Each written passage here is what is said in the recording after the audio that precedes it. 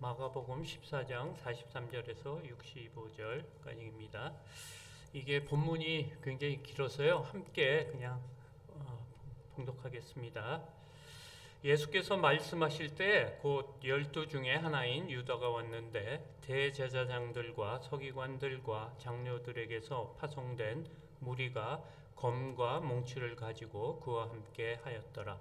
예수를 파는 자가 이미 그들과 군호를 짜 이르되 내가 입맞추는 자가 그이니 그를 단단히 끌어가라 하였는지라. 이에 와서 곧 예수께 나와 랍비여 하고 입을 맞추니 그들이 예수께 손을 대어 잡거늘 곁에 서 있는 자 중에 한 사람이 칼을 빼어 대제사장의 종을 쳐 그 귀를 떨어뜨리니라. 예수께서 무리에게 말씀하여 이르시되 너희가 강도를 잡는 것 같이 검과 몽치를 가지고 나를 잡으러 나왔느냐. 내가 날마다 너희와 함께 성전에 있으면서 가르쳤으되 너희가 나를 잡지 아니하였도다. 그러나 이는 성경을 이루려 함이니라 하시더라. 제자들이 다 예수를 버리고 도망하니라. 한 청년이 벗은 몸에 배 혼니부를 두르고 예수를 따라가다가 무리에게 잡힘에 배 혼니부를 버리고 벗은 몸으로 도망하니라. 그들이 예수를 끌고 대제사장으로 가니 대제사장들과 장로들과 서기관들이 다 모이더라. 베드로가 예수를 멀찍이 따라 대제사장의 집들 안까지 들어가서 아랫사람들과 함께 앉아 불을 쬐더라. 대제사장들과 온 공회가 예수를 죽이려고 그를 칠 증거를 찾되 얻지 못하니 이는 예수를 쳐서 거짓 증언하는 자가 많으나 그 증언이 서로 일치하지 못함이라. 어떤 사람이 일어나 예수를 쳐서 거짓 증언하여 이르되 우리가 그의 말을 들으니 손으로 지은 이 성전을 내가 헐고 손으로 짓지 아니한 다른 성전을 사흘 동안에 지으리라 하더라 하되 그 증언도 서로 일치하지 않더라. 대제사장이 가운데 일어서서 예수에게 물어 이르되 너는 아무 대답도 없느냐. 이 사람들이 너를 치는 증거가 어떠하냐 하되 침묵하고 아무 대답도 아니하시거늘 대제사장이 다시 물어 이르되 내가 찬송받을 이의 아들 그리스도냐. 예수께서 이르시되 내가 그니라. 인자가 권능자의 우편에 앉은 것과 하늘 구름을 타고 오는 것을 너희가 보리라 하시니 대제사장이 자기 옷을 찢으며 이르되 우리가 어찌 더 증인을 요구하리요. 그 신성 모독하는 말을 너희가 들었도다.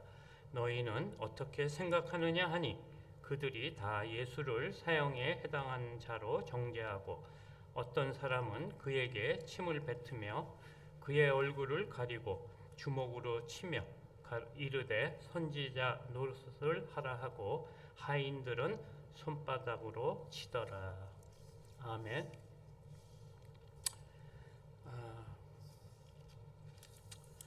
오늘 말씀이 좀 본문이 깁니다. 그런 이유가 사건들을 아주 자세하게 설명하고 있고요. 또 많은 사람이 등장을 합니다.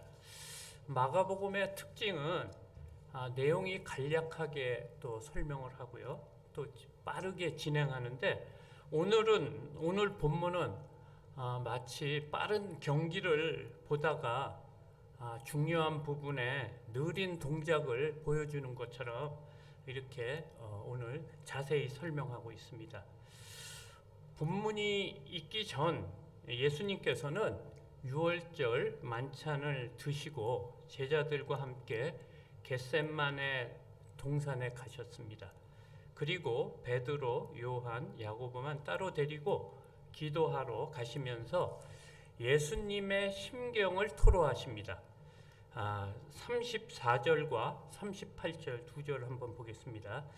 말씀하시되 내 마음이 심히 고민하여 죽게 되었으니 너희는 여기 머물러 깨어 있으라 하시고 38절 시험에 들지 않게 깨어 있어 기도하라. 마음에는 원이로되 육신이 약하도다 하시고. 아멘. 예수님께서는 제자들에게 시험에 들지 않도록 기도하라고 당부하셨습니다.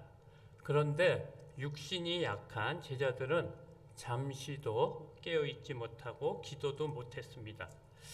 예수님은 그 시간에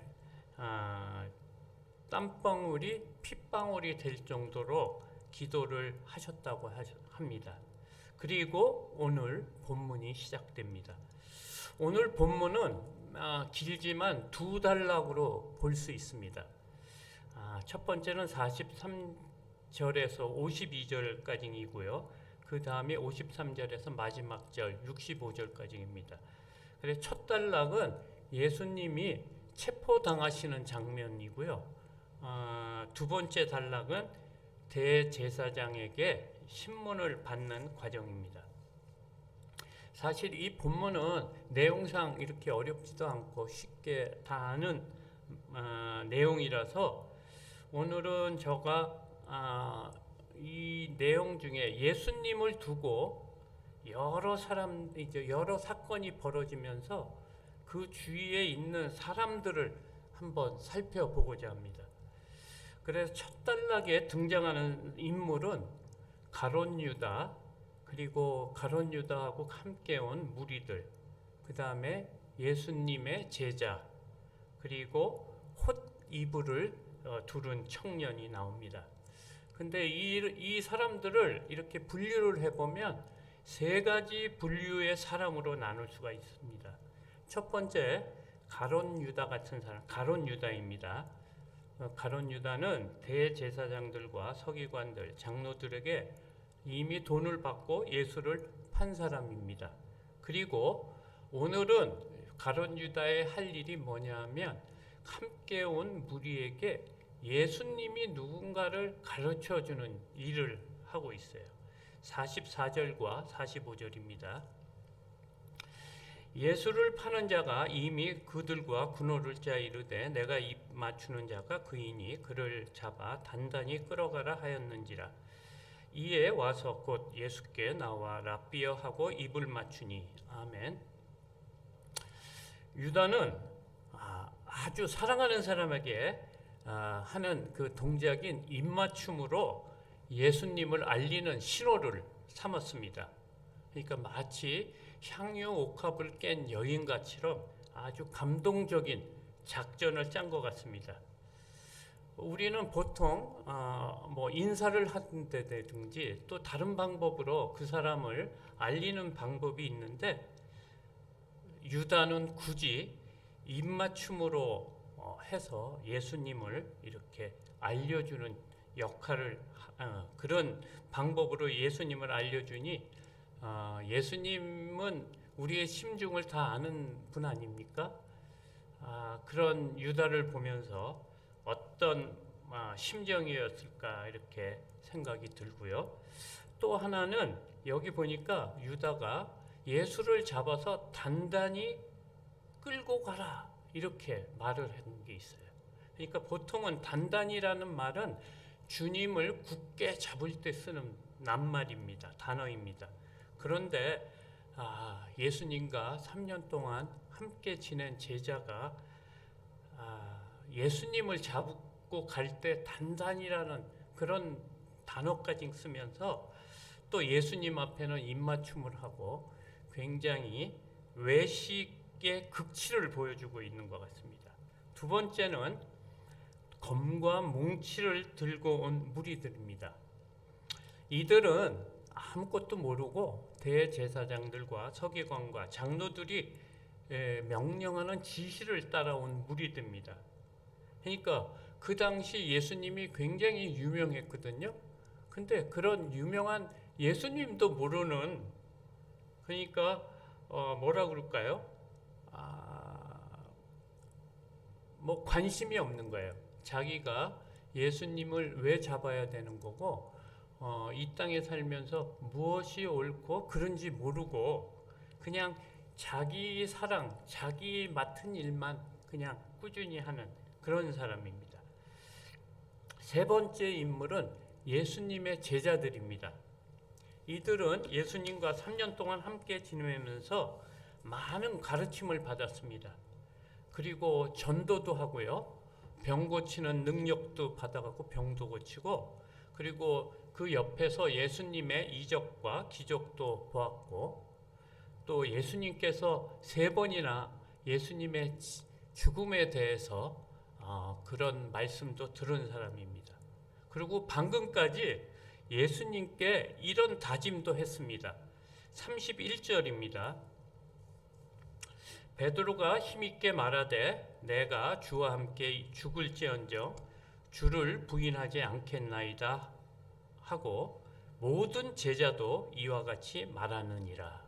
아멘. 그런 제자들입니다.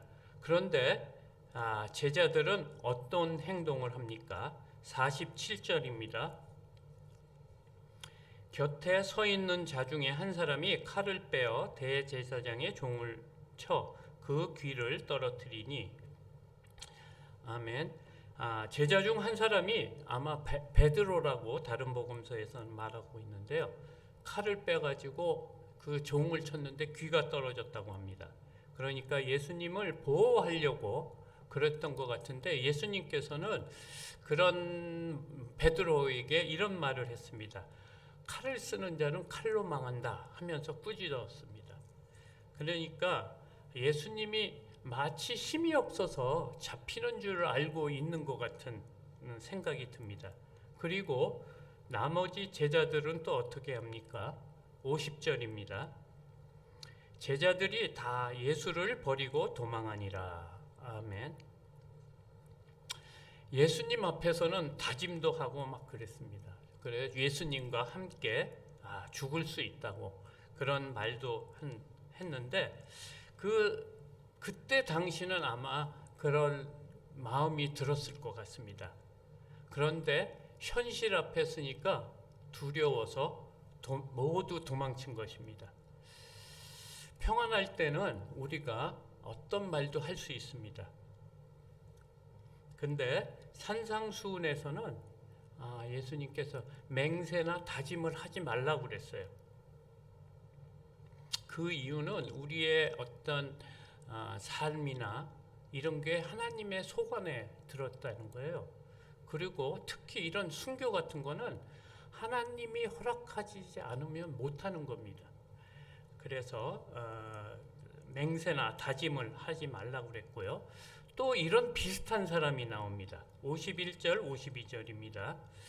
한 청년이 벗은 몸에 배에 헛이불을 두르고 예수를 따라가다가 무리에게 잡힘에 배 헛이불을 버리고 벗은 몸으로 도망하니라. 아멘. 그러니까 어떤 청년이 예수님이 잡혔다는 그런 소식을 들으니까 막 안타까운 마음에서 옷도 입지 못하고 헛이불만 이렇게 두르고 이렇게 나온 겁니다. 그래가지고 따라가다가 무리들이 잡으니까 그도 역시 죽음 앞에서 두려워서 도망을 칩니다. 이렇게 우리 인간들이 연약합니다. 그래서 좋을 때는 다 할 수 있다고 생각하고 그러는 모습들이 요번 그 제자들의 모습 속에서 이렇게 보여집니다. 이렇게 3가지 사람의 심리를 우리가 보았습니다. 어떤 사람이 제일 예수님을 대적하는 사람입니까? 그런데 아직 결정하기 이른 단계입니다. 한 부류 사람이 더 남아 있습니다. 2번째 단락에서 또 다른 부류의 사람들의 심리를 아주 느린 동작으로 보여주고 있습니다. 2번째 단락이 53절에서 65절까지인데요. 먼저 53, 54절을 보겠습니다. 그들이 예수를 끌고 대제사장으로 가니 대제사장들과 장로들과 서기관들이 다 모이더라. 베드로가 예수를 멀찍이 따라 대제사장의 집들 안까지 들어가서 아랫사람들과 함께 앉아 불을 쬐더라. 아주 늦은 시간에 예수님을 끌고 대제사장 집으로 갑니다. 그러니까 그때 사내들이라는 공회가 있는데 그 주요 멤버들이 대제사장, 서기관, 장로들입니다. 그 사람들이 대제사장 집에 한 사람씩 이렇게 들어오는 겁니다. 근데 원래 재판은 낮 시간에 해야 되고 공회에서 해야 되는데 오늘은 저녁 때, 아주 늦은 때, 아마 12시 정도 되지, 밤 12시 정도 되지 않았을까 생각이 들고요. 그리고 장소도 공회가 아니고 대제사장 집에서 하고 있습니다. 그러니까 사실은 불법입니다. 불법 재판입니다. 그들은 오랫동안 풀지 못한 숙제라고 이기 때문에 신속히 모인 것 같습니다. 그리고 베드로도 멀찍이 따라와서 그냥 불만 쬐고 있다는 것으로 이렇게 비추어 볼 때 베드로도 이미 영적으로 그들 편이 됐다는 신호 같습니다. 대제사장은 불법으로 하면서 공정성을 내세워 증거를 찾고 있습니다. 어떻게 생각하십니까? 요즘처럼 거짓 증인들을 내세워서 합법적인 재판을 만들려고 하는 것 같습니다. 55절에서 59절까지입니다. 대제사장들과 온 공회가 예수를 죽이려고 그를 칠 증거를 찾되 얻지 못하니 이는 예수를 쳐서 거짓 증언하는 자가 많으나 그 증언이 서로 일치하지 못함이라. 어떤 사람이 일어나 예수를 쳐서 거짓 증언하여 이르되 우리가 그의 말을 들으니 손으로 지은 이 성전을 내가 헐고 손으로 짓지 아니한 다른 성전을 사흘 동안에 지으리라 하더라 하되 그 증언도 서로 일치하지 않더라. 아멘. 그들이 용을 쓰는 것 같습니다. 근데 아무리 해도 안 됩니다. 이것이 사람들의 미련함입니다. 이런 모습을 보는 예수님은 어떤 생각이 드셨을까요? 58절입니다. 우리가 그의 말을 들으니 손으로 지은 이 성전을 내가 헐고 손으로 짓지 아니한 다른 성전을 사흘 동안에 지으리라 하더라 하되. 아멘.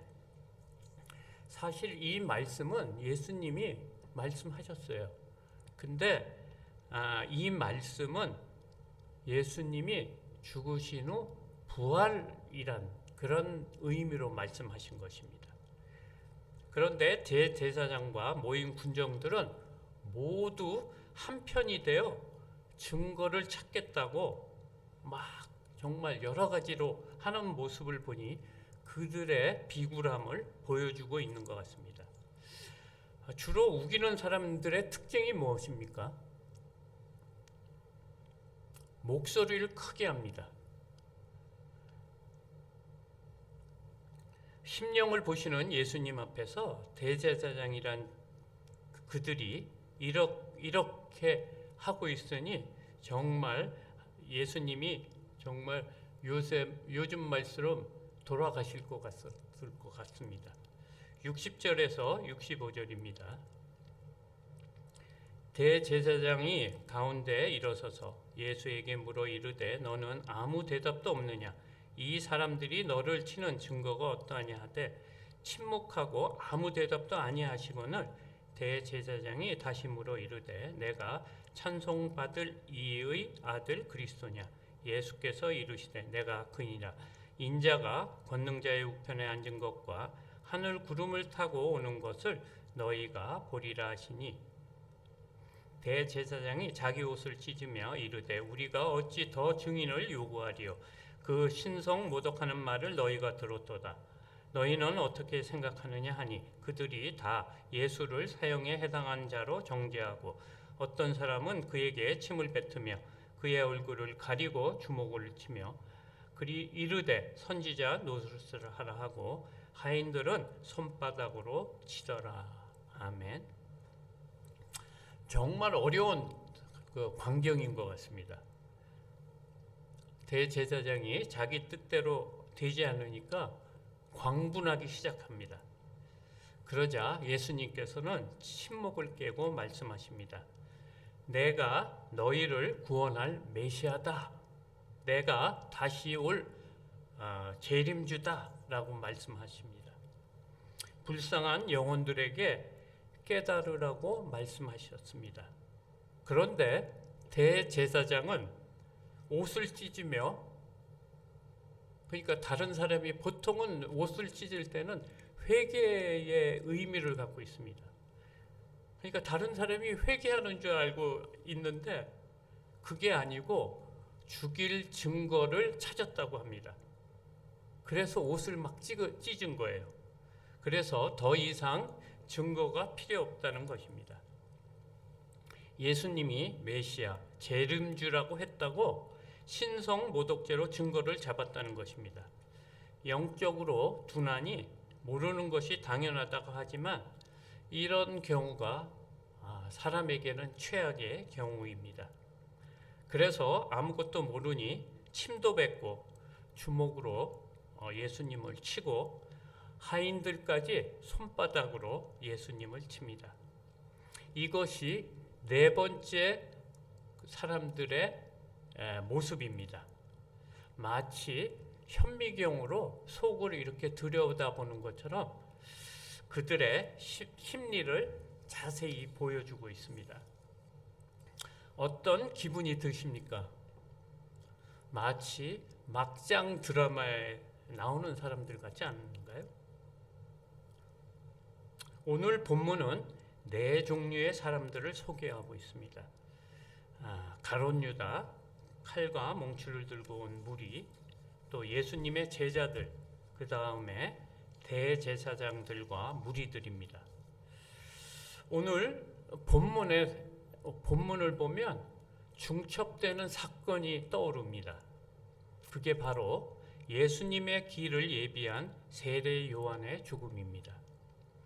여기 오늘 나오는 네 부류의 사람들과 세례 요한 때 세례 요한을 죽일 때 사람들하고 캐릭터가 소름 돋게 동일합니다. 세례 요한의 죽음과 예수님의 죽음에서 보여주는 사람들의 심리가 어떻게 이렇게 같은지 오늘 사실 이번 본문을 보면 많이 놀랐습니다. 비교해 보면 가룟 유다는 그때 헤로디아의 딸입니다. 딸 역할하고 같습니다. 가룟 유다의 입맞춤으로 예수님을 파는 것처럼 관능적인 춤을 추며 세례 요한의 죽음의 맹세를 받아냅니다. 두 번째, 검과 몽치를 들고 온 무리들은 연회장에 초대받은 사람들입니다. 대제사장의 명령에 무엇인지도 모르고 그저 따르는 무리처럼 연회장에 온 사람들은 연회를 왜 베푸는지, 헤로디아 딸이 왜 춤을 추는지 그런 것도 모르고 거기서 제공하는 술과 음식으로 그냥 취해 사는 사람들입니다. 세 번째는 예수님의 제자들입니다.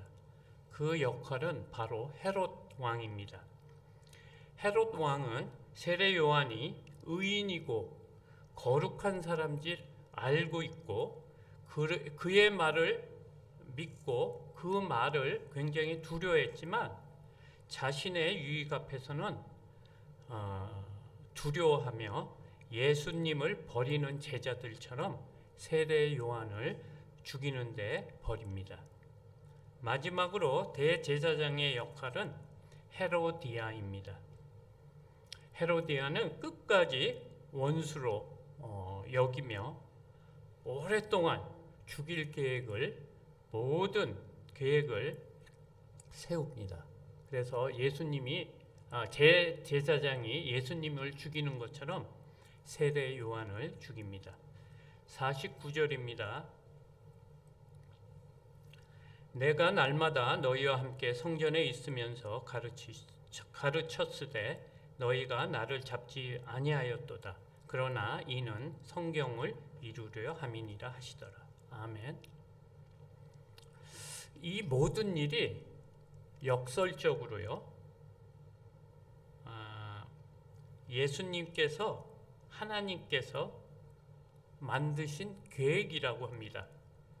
그러니까 그들이 예수님을 죽이려는 방법을 써서 우리를 죄에서 구원하신다는 그런 겁니다.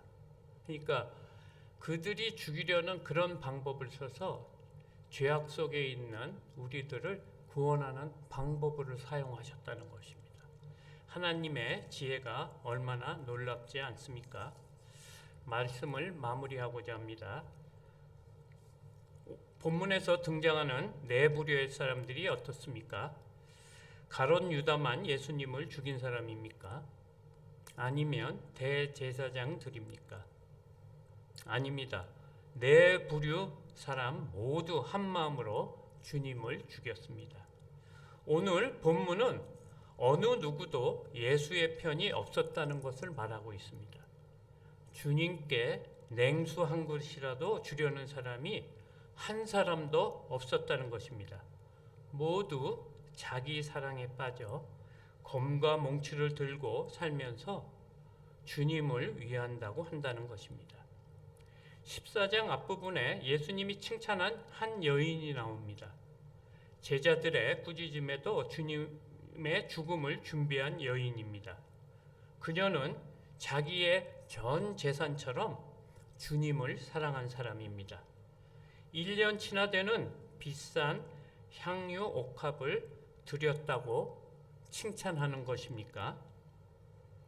아닙니다. 그만큼 주님을 사랑한다는 마음의 표시인 것입니다. 과부의 2렙돈이 큰 돈이라고 말씀하신 이유가 무엇이겠습니까? 그것이 돈의 크기를 말하는 것입니까? 오늘 본문은 우리에게 묻고 있습니다. 당신들은 누구의 편이냐고 지금 묻고 있습니다. 예수님께서 이 땅에 오신 이유가 무엇인지 깨닫는 저와 모든 성도님들이 되시길 소망합니다. 기도드리겠습니다. 사랑의 하나님, 은혜를 감사드립니다. 우리는 철저하게 자기 사랑에 빠져 있으면서 주님을 위해 산다고 떠들기만 하는 저희들입니다. 저희들의 영적 무지함을 용서하여 주시옵소서. 이런 저희들을 위해 이 땅에 오신 주님을 생각하는 오늘이 되게 하여 주시옵소서. 속과 겉이 다른 외식하는 저희들의 죄를 용서하여 주시옵소서. 아무리 말을 해도 뭔지 모르는 한국교회들을 용서해 주시고 이 코로나를 삭감하여 주시옵소서. 주님, 저희들 많이 어렵습니다. 불쌍히 여겨 주시옵소서. 이 나라가 어떻게 될는지 심히 답답하기만 합니다. 그동안 받은 축복을 감사하지 않고 자기들을 위해 교만하게 살았음을 고백합니다. 용서하여 주시옵소서. 2021년에는 정말 변화된 삶을 살 수 있도록 도와주시옵소서. 서울제일교회를 지켜주시고 은혜의 한 해가 되도록 인도하여 주시옵소서. 한 해를 잘 마무리하게 하여 주시고 병상에 있는 환우들과 어려움에 처한 각 가정들의 기도들을 들어 응답하여 주시옵소서. 감사드리며 예수님 이름으로 기도드렸습니다. 아멘.